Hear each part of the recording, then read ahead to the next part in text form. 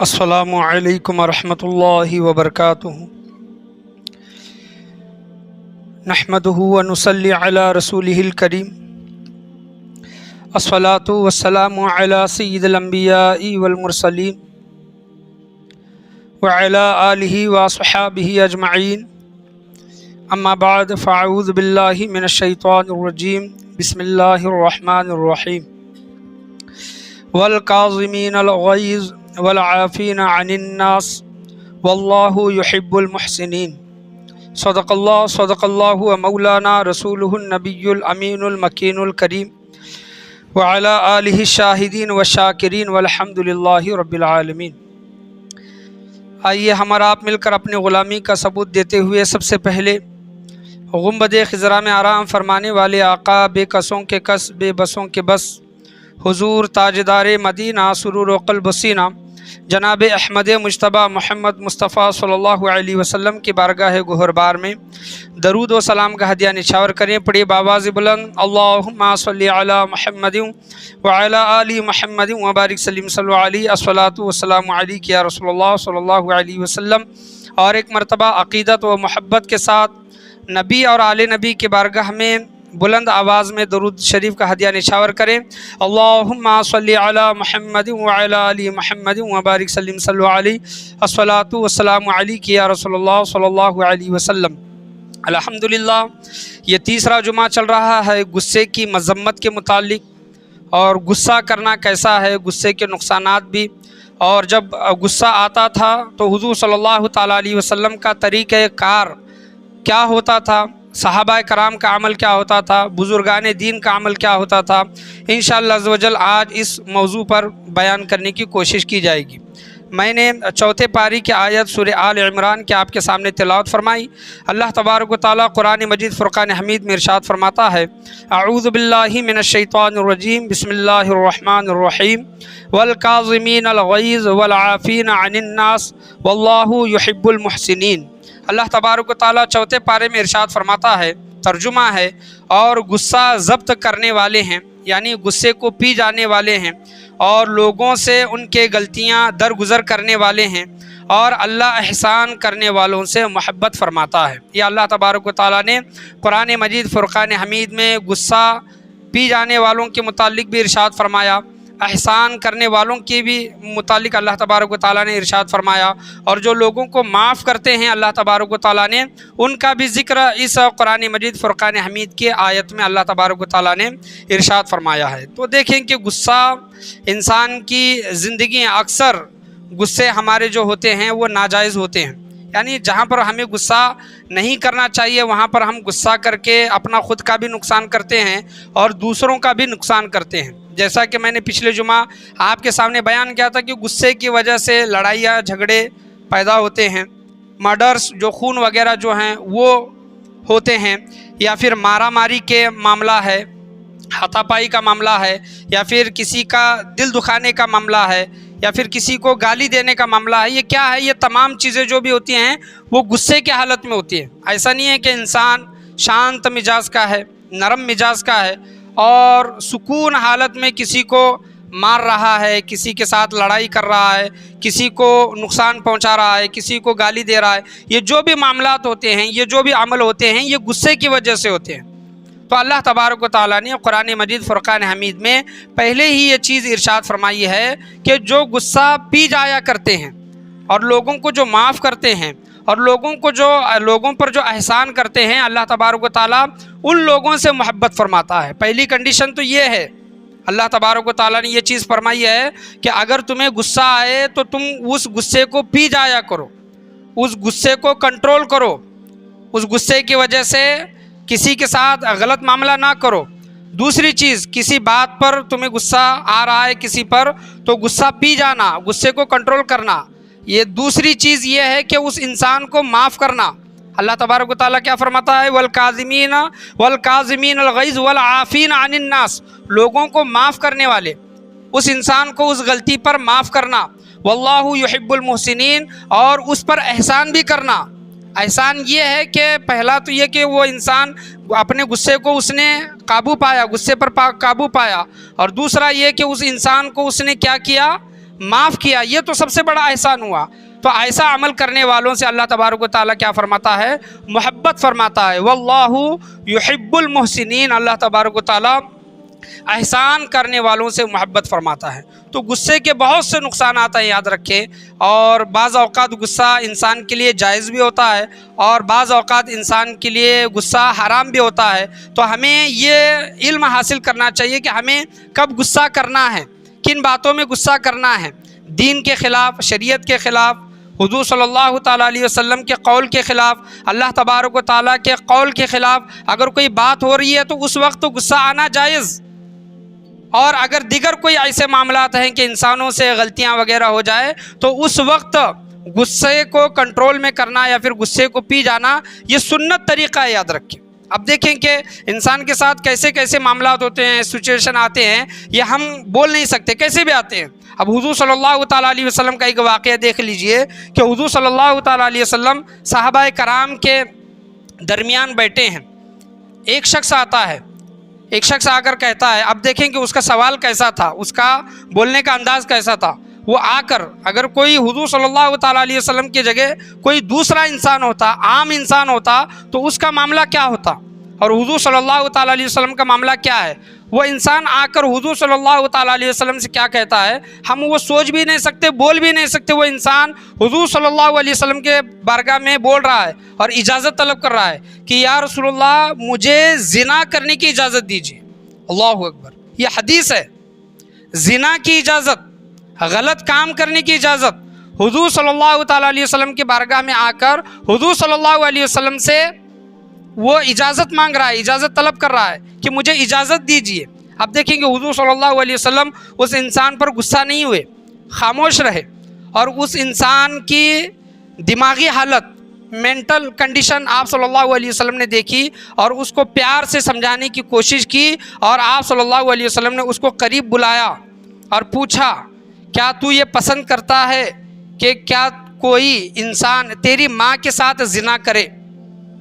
اس شخص کہنے لگا کہ میری ماں کے ساتھ اگر کوئی زنا کرتا میں یہ برداشت نہیں کروں گا۔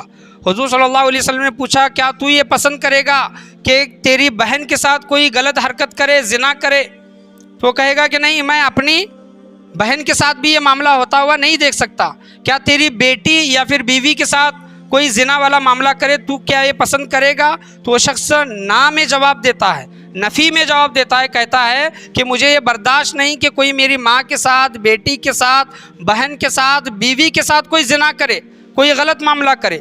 تو حضور صلی اللہ علیہ وسلم اتنا سننے کے بعد اس کو سمجھانے کی کوشش کرتے ہیں، سمجھاتے ہیں کہ تو جو زنا کی اجازت طلب کرنے کے لیے آیا ہے، اجازت مانگنے کے لیے آیا ہے، تو جس سے زنا کرنے والا ہے وہ بھی کسی کی ماں ہوگی، کسی کی بیٹی ہوگی، کسی کی بہن ہوگی، کسی کی بیوی ہوگی۔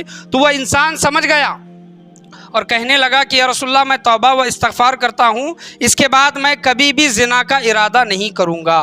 تو دیکھیں کہ غصے والا معاملہ تھا، حضور صلی اللہ علیہ وسلم اگر چاہیں تو اس پر غضبناک ہو سکتے تھے، اس کو وہاں سے بھگا سکتے تھے، اس کو سزا بھی دے سکتے تھے، لیکن آپ صلی اللہ تعالیٰ علیہ وسلم نے نرمی والا معاملہ اختیار کیا اور اس کو پیار سے سمجھانے کی کوشش کی۔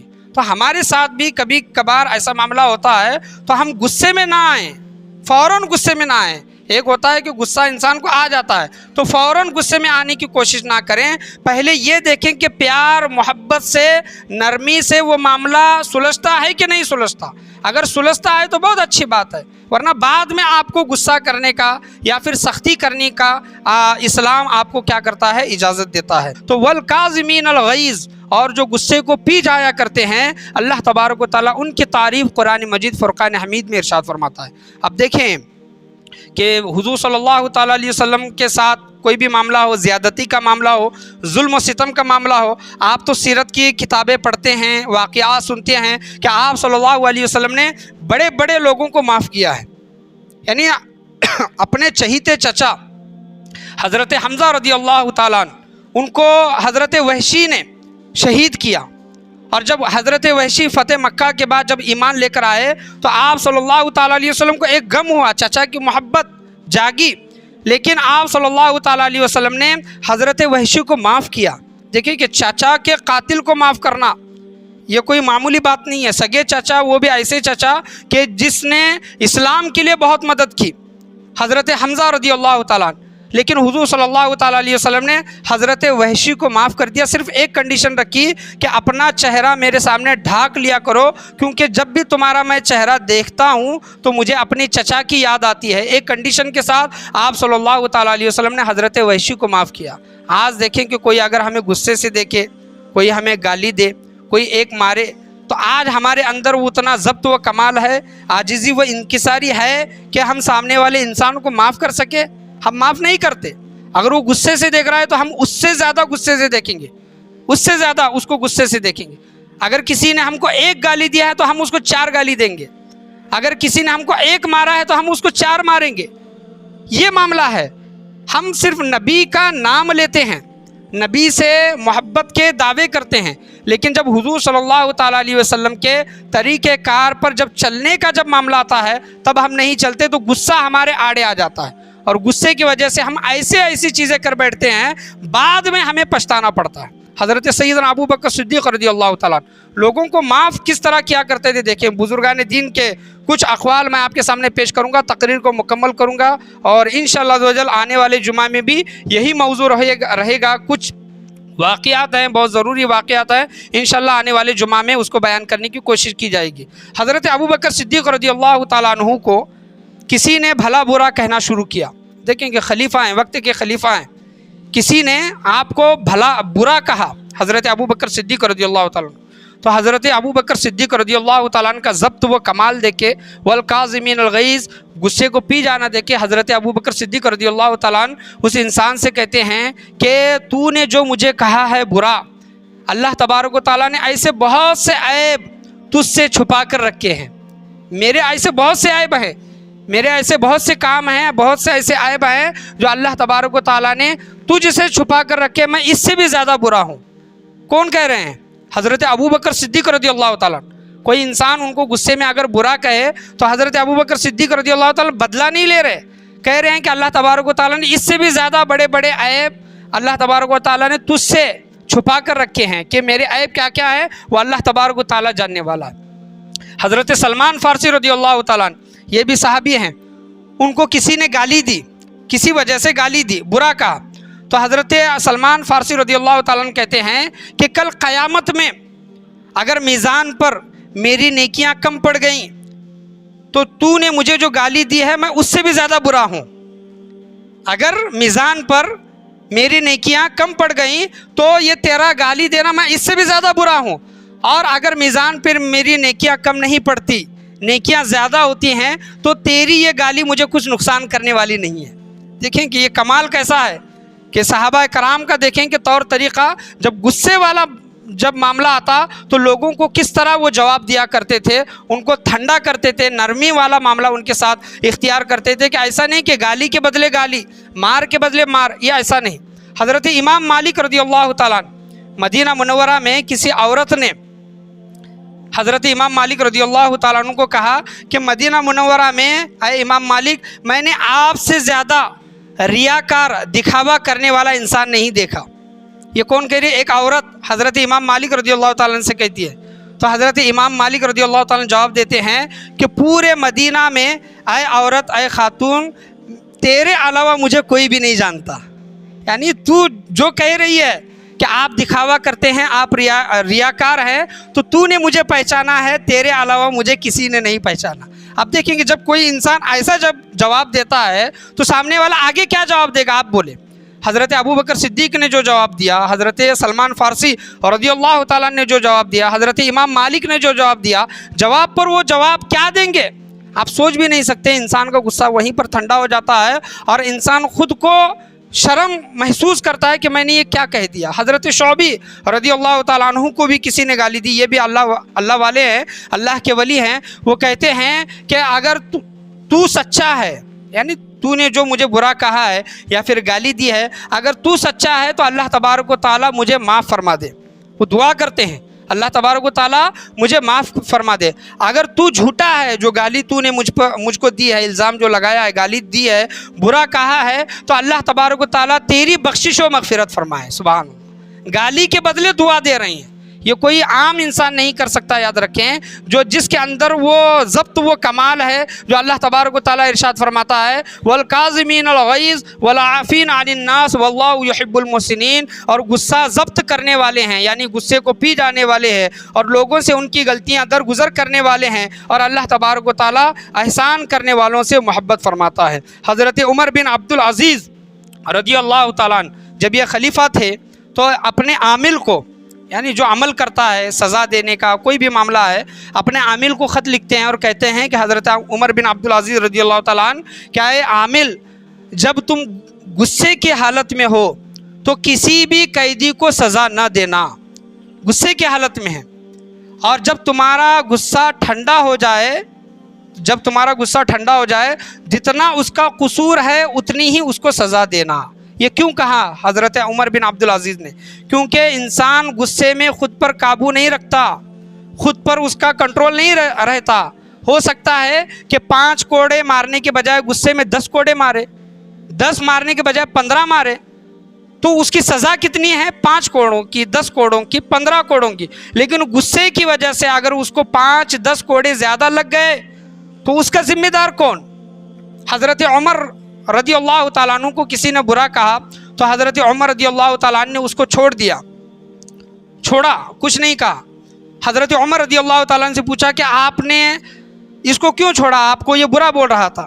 تو حضرت عمر رضی اللہ تعالیٰ عنہ کہتے ہیں یہ مجھ کو برا بول رہا تھا لیکن مجھے غصہ آ گیا، اگر میں اس حالت میں، یعنی غصے کی حالت میں اس کو سزا دیتا تو اس کے عمل کی وجہ سے سزا نہیں ہوتی بلکہ میرے غصے کی وجہ سے اسے سزا دینا ہوتا۔ تو سوچے، غور کرے، بزرگان دین، صحابہ کرام، اولیاء اعظام، یہی معاملہ ہوتا تھا کہ جب غصے کی حالت میں ہوتے تھے تو وہ اپنے آپ کو کنٹرول کرتے تھے، قرآن پر ان کی نظر ہوتی تھی، اللہ تبارک و تعالیٰ کے فرمان پر ان کی نظر ہوتی تھی، اور وہ لوگوں کو معاف کیا کرتے تھے۔ حضرت موسیٰ علیہ السلام، توریت کتاب میں ایک قول آیا ہے احیاء العلوم، یہ جتنے بھی میں آپ کے سامنے واقعات یا پھر قول اقوال پیش کر رہا ہوں، امام غزالی رحمۃ اللہ علیہ حجت الاسلام احیاء العلوم کتاب کے حوالے میں آپ کے سامنے پیش کر رہا ہوں، یہ کتاب میں یہ تمام چیزیں آئی ہیں۔ تو حضرت موسیٰ علیہ السلام کو حکم ہوا، پہلے کی کتابوں میں اللہ تبارک و تعالیٰ کا ایک فرمان ہے لوگوں کے لیے، اللہ تبارک و تعالیٰ فرماتا ہے کہ اے انسان، انسانوں سے اللہ تبارک و تعالیٰ کہتا ہے کہ اے انسان، غصے کے وقت تو لوگوں کو معاف کر، کیا کر؟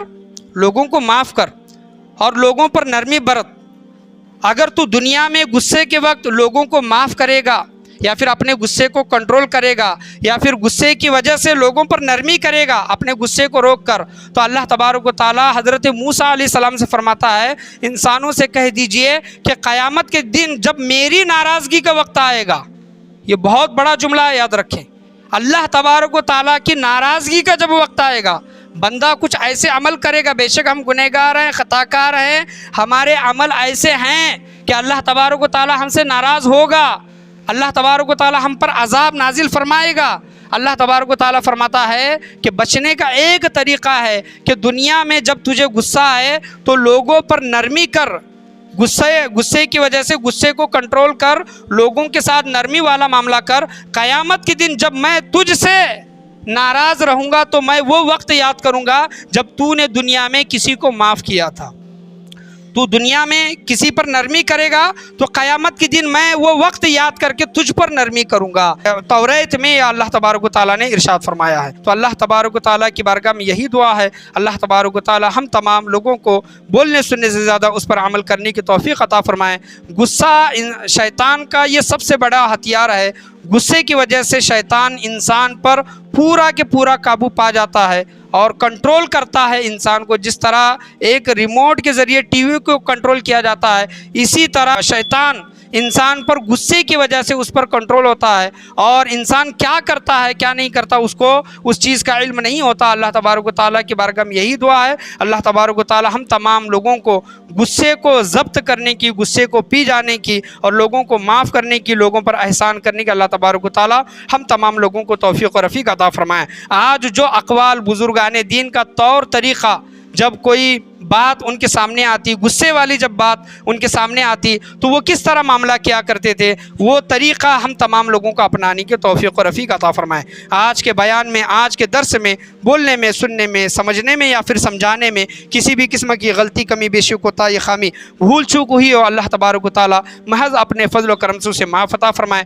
دنیا میں ہم لوگوں کو معاف کریں تو قیامت کے دن اللہ تبارک و تعالیٰ ہم کو معاف کرے گا، نرمی اللہ تبارک و تعالیٰ ہم پر کرے گا۔ اللہ کی بارگاہ میں یہی دعا ہے کہ اللہ تبارک و تعالیٰ ہم تمام لوگوں کو بولنے سننے سے زیادہ اس پر عمل کرنے کی توفیق عطا فرمائے۔ لا الہ الا اللہ محمد رسول اللہ صلی اللہ علیہ وسلم، وآخر دعوانا ان الحمد للہ رب العالمین۔